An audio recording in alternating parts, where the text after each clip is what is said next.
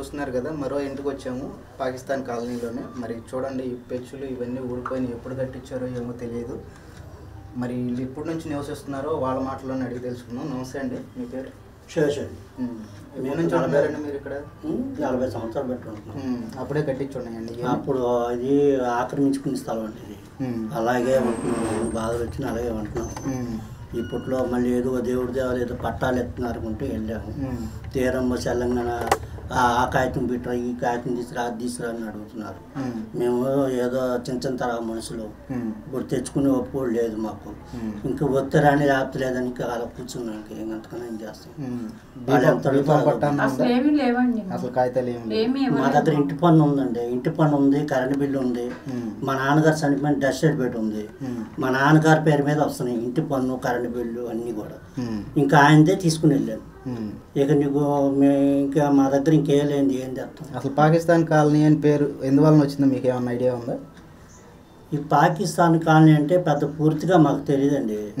ఇక్కడ అప్పుడు వచ్చినప్పుడు మేము వరదలు వచ్చినాయి. ఇక్కడ వరదలు వచ్చినప్పుడు ఇదంతా కట్టి ఉన్నాయి.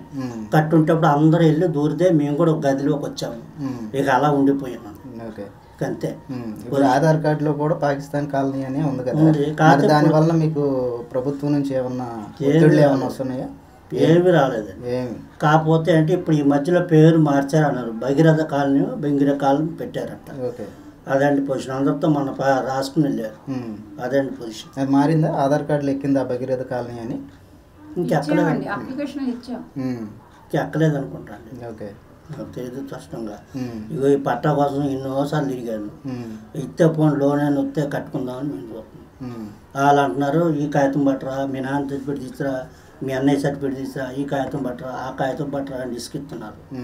అదేండి మా జరిగింది. అంటే మీరు బయటకి ఎక్కడికన్నా వెళ్ళినా సరే మీ పేరు మీ ఊరి పేరు ఏంటంటే పాకిస్తాన్ కాలనీ అనే చెప్పి మరి ఇంకా అలాగే చెప్తాం కదండి. మరి ఇక పేరు ఫస్ట్ నుంచి పెట్టిన పేరు అదే. ఇప్పుడు అది ఉండకూడదు అని మార్చారు. మరి అది ఇంకెక్కిందో లేదో మాకు తెలియదు. మనంతా రాసుకుని వెళ్ళారు.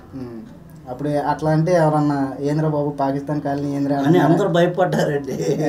ఏమో ఏంటో అక్కడ వాళ్ళు ఇక్కడ వచ్చారా అనుకుంటే మేమనే ముస్లింలు అండి, అంత హిందువులమే. ఇక్కడ ఏదో ఆశ్రయం దొరికిందని అందరూ అప్పుడు వరదలు వచ్చి మునిగిపోతే మేము అందరూ దూరాము.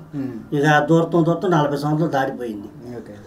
ఆధార్ కార్డు, పందార్ కార్డు, ఇంటి పన్ను ఇంకా అలా కట్టుకుంటూ ఉన్నాం. ఇక ఇదే మాకు నివాసం.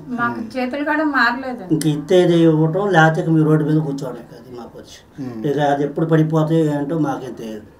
మీరు లోన్ పెట్టుకున్నాం, లోన్ రావాలా ఏంటి, పట్టా పెట్టుకున్నాం, పట్టాలు రావాలా. ఇప్పుడు వచ్చి అని వెళ్తే మీ నాన్న చచ్చిపోయేట ఉందా, మీ అన్నయ్య సర్టిఫికేట్ ఉందా, ఈ ఎంతమంది ఉంటున్నారు, ఫ్యామిలీ కాగితం పట్టరా, అది తీసుకురా, ఇది తీసుకురా అంటున్నారు.